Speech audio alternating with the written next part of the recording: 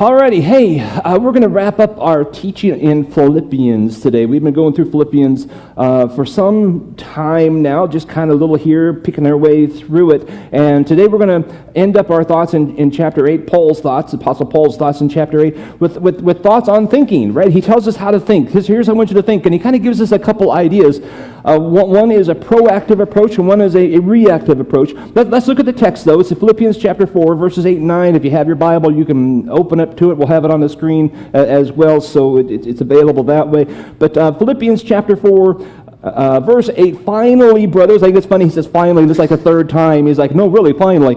Finally, brothers, whatever is true, whatever is honorable, whatever is just, whatever is pure, whatever is lovely, whatever is commendable, if there is any excellence, if there is anything worthy of praise, think about these things. What you have learned and received and heard and seen in me, practice these things. So I want you to think about these things, and then remember when we hung out together, I came to Philippi and started the church. If you can remember the things I did, well, follow my example, he's saying there in verse 9. Practice these things, and the God of peace will be with you. So, like I said, a couple things. There's a proactive approach to how he wants us to think. If you think this way, this will be good. This will bring, the God of peace will be with you. And then we'll look a little later in the chapter at some reactive thinking. When you find yourself in situations, if you've grounded yourself in this first part, it should help you in the second part to be content in all circumstances. So, proactive thinking. Let's jump right into this. He says, whatever is true. Think about what is true. Whatever is genuinely true. Not made up, it's solid, it's factual, it is real. And on the surface, you think, well, yeah, think about what is true, no problem. But I think really in today's culture, you have to be really, really careful about searching for truth. Where is truth? We are surrounded with false information from all kinds of angles, all kinds of different agendas, whether it be politically or spiritual or whatever. There's all kinds of people out there claiming truth, and we live in a world where my truth is different than your truth, and it's all supposed to be okay.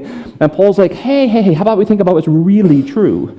What is actually truth? So I would say on this, do your best to do your research on what sources do you trust in whatever it is you're looking for in truth. Like I said, in the political world or nutrition world or spiritual world, all kinds of worlds out there.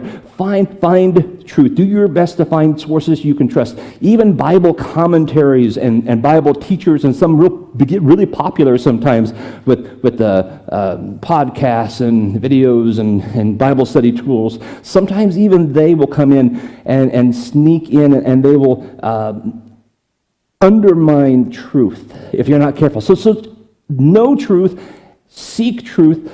Scripture is the ultimate source of truth, and judge everything compared to Scripture. Whatever is true, think about those things. Be careful. Whatever is honorable, it says in the text, things that are of good reputation, respect, purity, integrity. Those are some of the meanings of this word here. Whatever is honorable, think about these things. I was sick a couple of weeks ago, not this past week, but like the week before. I was sick for a few days, and it was one of those deals where I would like sleep for hours, and then I'd wake up and kind of like, okay, now I'm kind of half awake. What's on TV? And then I'd drift off to sleep again. But during those 3 or 4 days, whatever it was really like I was trying to find something on television that I could watch that would be honorable. That's not the word I used at the time, but I was like, I just want something good to watch that's not going to pollute my mind, something that's has respect and purity, integrity, the things this word is talking about. And it is hard to find stuff these days. You know what I'm talking about. I mean, it is hard to just turn on the television and say, yeah, I can trust this with my brain. I can allow this to get into my life and let this affect me. I finally, I watched everything you can imagine. I finally I landed on like an Andrew Griffith show, which goes back like before my time even, and watched a few episodes of that. Then I kind of thought, man, why don't they make stuff like this anymore? It had like good, wholesome. I mean, it was, it's like a different generation, and it was like slow, and it was, but I was sick, so slow didn't bother me. But I thought, man, they taught good good character things. It was honorable. You don't find so much stuff like that anymore. I'm not doing a plug for the Andy Griffith Show, but it was good stuff. But that's what we're to think about. That's what we're supposed to put into our minds and concentrate on. Whatever is just, he says. Now, this is talking about like the righteousness of God, being justified, made right by God, thinking about the things that keep you in good relationship with God, keeping God in the forefront of your mind, and what this is talking about. So avoid thinking about things that might put a wedge between you and God, that might separate you and God, that maybe would downgrade God a little bit. Keep that out of your mind. Think about whatever is just. Whatever is pure is in the list here. It means innocent or morally pure. And I was kind of thinking about this. That's an obvious, right? Of course, we're like followers of Jesus. We want to think pure thoughts, right? And I'm thinking about this. I thought, what if we took all of our thoughts from the day and poured it into a bucket, and we put like the purity filter in there, and so only the good stuff fell through and the impure things didn't make it through, and you looked on the filter. I wonder how much crud would be there, of just impure thoughts. Isn't it crazy how many impure thoughts go through your mind? Now, you might be thinking, I don't think, yes, you do. I mean, you're human, right? There's this enemy out there, a deceiver who shoots fiery darts, and I'm surprised. I think of myself as a pretty godly guy, but I'm surprised at thoughts that go through my mind, and I'm like, what? Like, what? Where'd that come from? You can't help some things. I heard an old preacher say once, you can't help it if a bird flies over your head, but you can keep him from building a nest in your hair, That's kind of the idea here. You can't help it if you get hit by a fiery dart and some like wacky thought goes through your mind. The thing is, are you going to think on that, or are you going to divert? You're going to go to a different direction and think about things that are pure. That's the idea here. Think on things that are pure. Put a filter in place. So when things come through that aren't pure, get rid of them, divert, go to a different direction, redirect your thinking, and go a different way. Whatever is lovely is in the text here. Think on things that are lovely. Whatever is lovely. It means pleasant or beautiful. Again, our minds can go to dark places if we allow them to. Just naturally it'll go there. Negative thoughts about coworkers, envious thought towards friends or relatives or people. How much better would your life be if you disciplined yourself and filtered out all the negativity, all the negative stuff that your mind thinks, and only allowed lovely things? Wouldn't that improve your life? It would improve mine. If I could figure out that filter to again, not let that bird build the nest, just if it goes, redirect, think a different direction, think on whatever is lovely. Now this next one, whatever is commendable. It means deserving praise. Whatever is commendable, we're to think on those things. When you think of your spouse, do you dwell on the things that they do well, or do you dwell on the things you wish they did better? Because you've got that list too, right? You're human, you're married, Do you dwell on what they do well or the things they do better? That will determine the health of your relationship.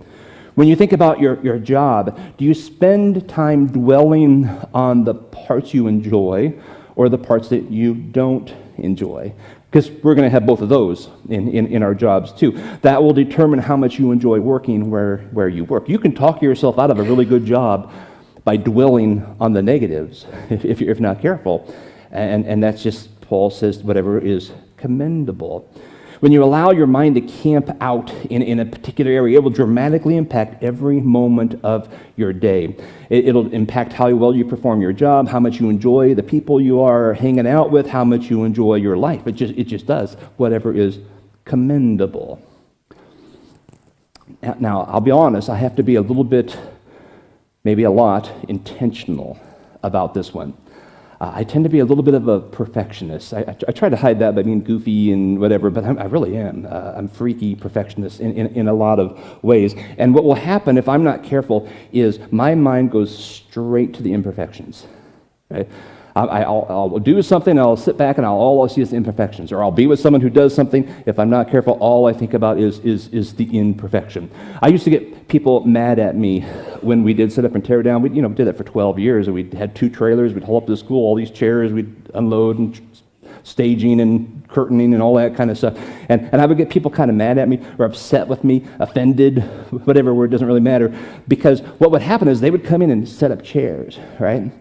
And then they would leave after when they were all done, and they'd go take a break, eat a donut or something, and have a good time. And then I'd come in and I'd fix it.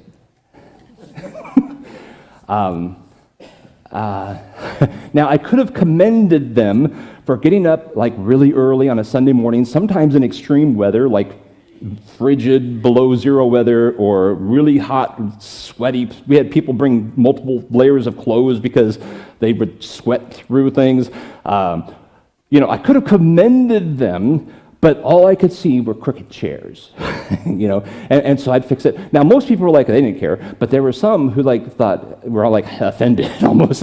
I got some people mad at me because I dramatically maybe changed what they had done because I wanted it a certain way and a certain perfection thing. And there's nothing wrong with that because excellence is coming up, but maybe I didn't commend them. Wow, thank you for coming on a Sunday morning when you could have been sleeping like everybody else in church right now. Because most of us sleep in until we can, then we come, right? But we always had a group every Sunday, week after week, month after month, who would come for 12 years and do things. And I would always go run around. I was like they called me the chair Nazi.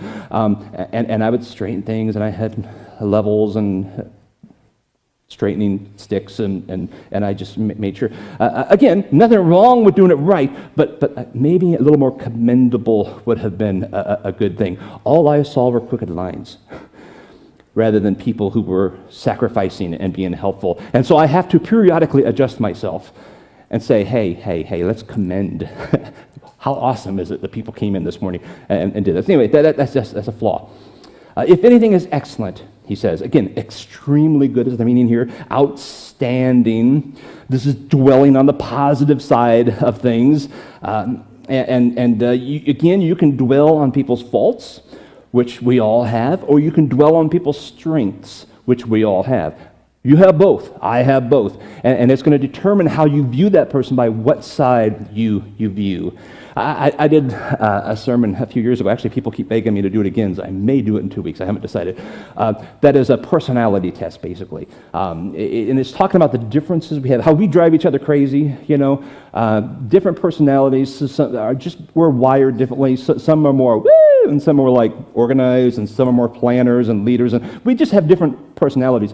And God's wired us differently. And we will drive each other crazy the more we are focusing on our weaknesses or perceived weaknesses. I think that's your weakness when actually God made that my strength. I don't have that strength, so I think you're weak there. You know what I'm saying? And we can just drive each other crazy and really get irritated with one another simply because we're wired differently. When God designed us actually to come together as a team and a family, a body, a unit, and do some really great things, we can divide that with our thinking by not thinking about things that are excellent in one another and being appreciative of the strengths each other has rather than getting mad at the differences. So that's that thing. Is there anything worthy of praise, the text says? So let's say your kids cleaned up 10 things in your room and didn't pick up 2 things. What are you thinking about? The 2 on the floor. You're like, I can't believe you didn't pick up, that Lego I stepped on. Well, okay, that's a little upsetting. But, you're thinking more about the 2 things than the 10 they did pick up. Or your spouse said 10 really wonderful ththings about you today, but all you can think about is the one they said that was negative. Because we're kind of wired that way. All I remember is you said that. And they're thinking, I did. We're that way. Is there anything worthy of praise? Now, unpraiseworthy things obviously need to be addressed, really clean up all things, not just, don't leave 2, so address it, but there's a danger in dwelling on the parts that aren't praiseworthy, right? On the things that didn't get done. Again, I have a little weakness here. I have high expectations for myself. I have high expectations for the people around me, and I'm easily disappointed. Now, I usually don't voice it, but I have to guard myself here. We've had a number of part-time staff through the years at Pathway, and I have to remind myself often through the years that they're part-time.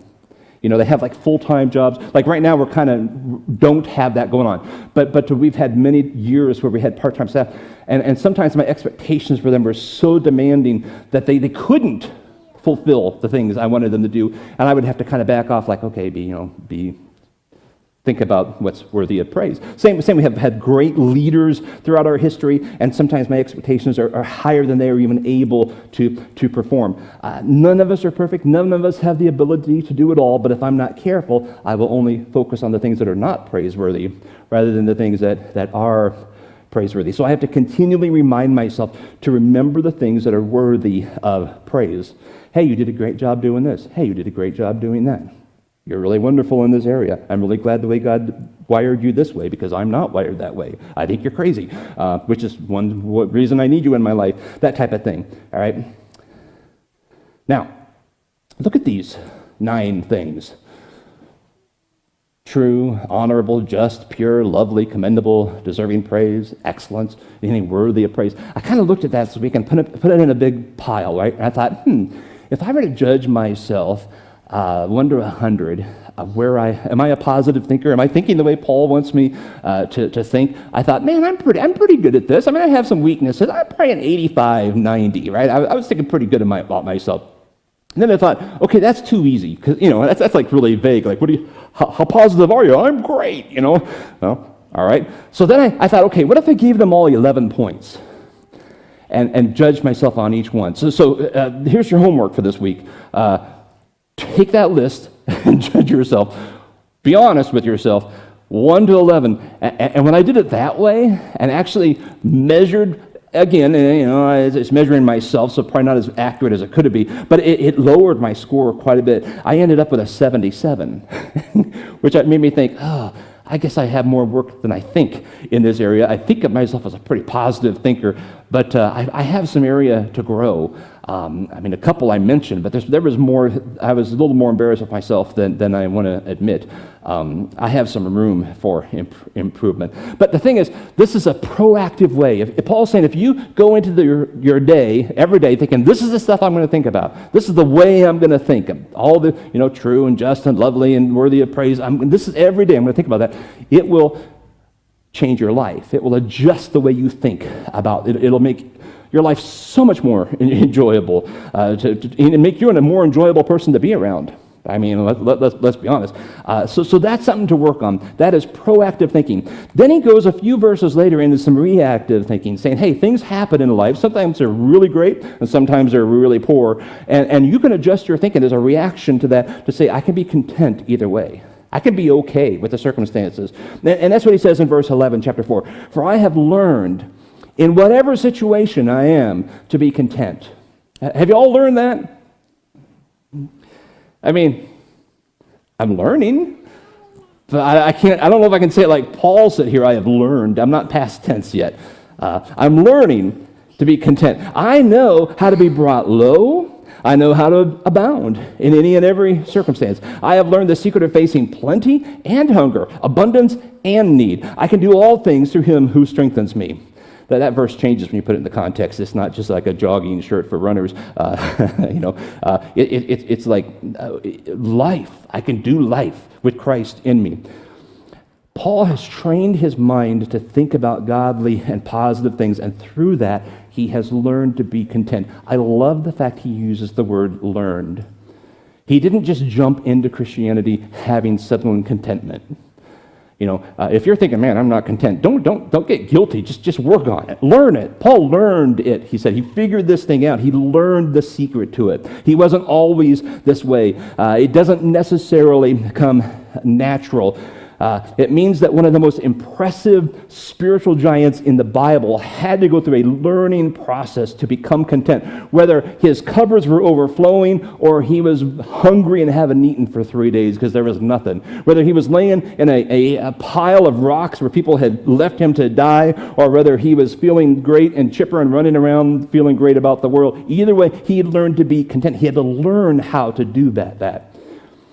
Now, contentment doesn't mean satisfied. He's not saying, hey, if things are rough, don't try to improve yourself. He's not saying you can't go for the promotion or anything. That's not what he's saying. He's saying whatever is happening in your life, adjust your thinking and become content there. Now, like I say, that's a growing process for me because I can feel really great about my car I'm driving until I pull up to the stop sign and see someone with a car that's like 4 years newer and $20,000 more than mine and think, hey, I wish I had that one, you know. And then they leave, then I can adjust my thinking and be content again. So mine goes up and down, you know. It's just kind of how it works. I'm still learning. But through his life as a follower of Jesus, Paul has learned how to be content or all right in all circumstances. So he wasn't depressed and down and low when he was out of money, but he also wasn't running around on the top of the world like, hey, I've got a boatload of money in the bank, I'm doing great. You know, he wasn't feeling better or superior to anyone. He just was like the same. He learned. Now, I feel somewhat hypocritical talking about this contentment thing. If you know anything about pastors are notorious for being really poor at contentment, which is why I say I'm learning, right? I don't know, have you ever been to a church where they say, hey, we've got plenty, we're done. You know, we don't need to expand, we don't need to grow, don't bring any friends, don't tell anybody we're here. You know, have you ever, if you go in there, you want to run, right? Don't stick around, because that's a different issue. But, it's just, most pastors aren't wired that way. Our egos, and this is true in every field, our egos are completely wired to our jobs generally. So in the pastor world, our egos are compared to how's the annual budget doing? What are the numbers? What's the attendance figures? How many classes are there? How many whatever things are numbers. And so when we see each other at conferences or at the mall or at preachers' meetings, we don't talk about family. It's not that we don't care. I don't even know the names of most of my pastor friends' wives. We don't talk about that. We don't talk about our health. We don't talk. We talk about, hey, what are the figures? What's your attendance now?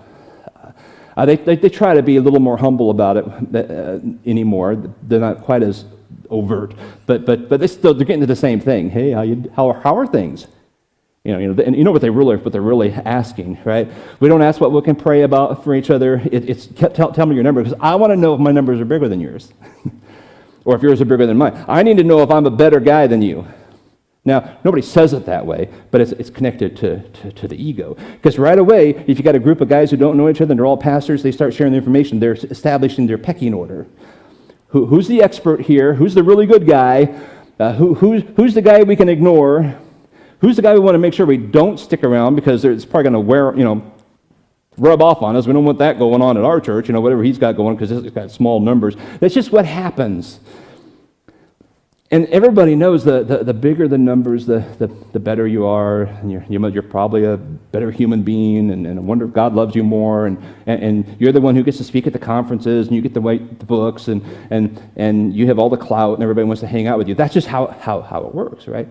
Now, because of that, that's just a whole bunch of background. That's true in any job you go to. I'm just talking about mine, because that's the one I know the best, right? Because of that, my ego, I've been doing this for 32 years or so, probably the first 25 or 30 years, my ego was completely tied to numbers. In the summer, I'd walk around depressed because, well, it's summer, right? Everybody's traveling and vacations and softball and whatever, right? And in Easter, you walk around like, hey, this is like, I'm a pretty good guy, because everybody's at Easter, right? And it's the big attendance. So the ego would be completely, and I'm on all these preacher groups at Facebook, and I see it all the time. I'm at the top of the world. Why? Because we had 120% of our normal attendance today. Yay! And this the next guy is like, I'm depressed and I'm thinking about giving up and selling shoes because we're down 30%, and it's all tied to the ego thing. So I have had to learn to become content, and I'm still learning. I think I've learned a lot in the last couple of years. I'm getting closer than what I used to be.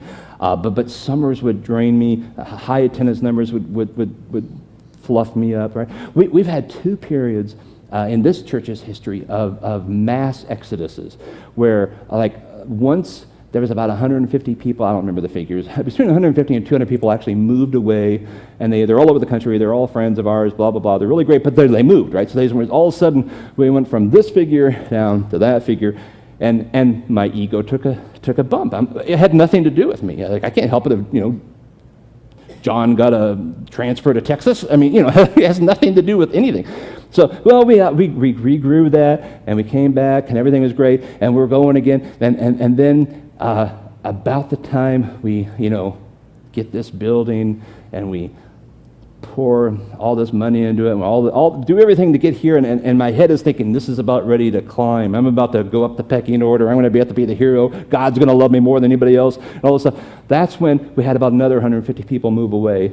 And again, so people move, right? It happens. But we also, that's about the time we planted a church, and that's also about the time we did have 3 or 4 families that decided to go somewhere else. That just happens, but it's been very rare that that's happened here. But it has happened. I mean, it's just life, right?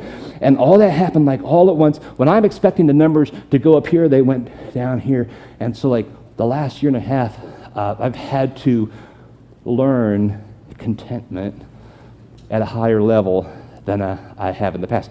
To the point I can't tell you numbers even. I used to really freak out every Monday. Like I was down at the numbers. I could tell you graphs. I could give you averages. I could give you everything. I don't know. I've done that partially to protect myself and partially to learn it doesn't matter. I mean, of course it matters. We want to grow and we're going to grow back and everything's going to be great. Then that's the goal. But is that the measure that God's looking at? Are we making disciples? Are we doing what He's called us to do? Or are we just looking at numbers? Well, by nature, if you're making disciples, the numbers will come. So I'm not worried about it, and everything will. We'll start another church, in a few years. But that's down the road. It's a test on contentment in my world. Now your world might be different. What is it that tests your contentment level? Is it the size of house? The brand of clothing, the style of vehicle, whatever it is, the where you are eating these days. Is that your level of contentment? Is that where you are tested in contentment? Where are you learning contentment? The position you hold at work. When you want one, are you going to be content here until you get there? And go for it if you can, but you're going to be content? Okay with while striving forward? Do you hang on with contentment? That's the test. That's for you to grow. Paul says, hey, whether I'm doing really great or I got hit bad, I'm okay. Don't worry about it. That's been kind of his theme through Philippians. Yeah, I was in prison, right? And everything. They almost killed me. Hey, they're going to probably kill me for my faith. To live as Christ, to die as gain, whatever. That's been he's content. He's content. And I guess that's the big takeaway from Philippians for me, is to learn the contentment with what God is doing. Now, I'm going to strive for making disciples. I'm going to strive to achieve goals. I'm going to strive for all of that. But I'm not going to allow my emotions to be attached to whether I feel I'm successful or not based on arbitrary numbers. I won't attach my ego to that. I'll attach my ego to God. Let God worry about it. I'll be obedient. Do what He calls me to do, think on things that He calls me to think on, and let Him fill in the gaps. And I trust you will do that in your life as well. Whatever it is you struggle with contentment in your world, that God will work with you on that. Would you stand with me? Let's pray. And we got VBS to go get doing here in a few hours, right? Yeah. Let's pray. Father,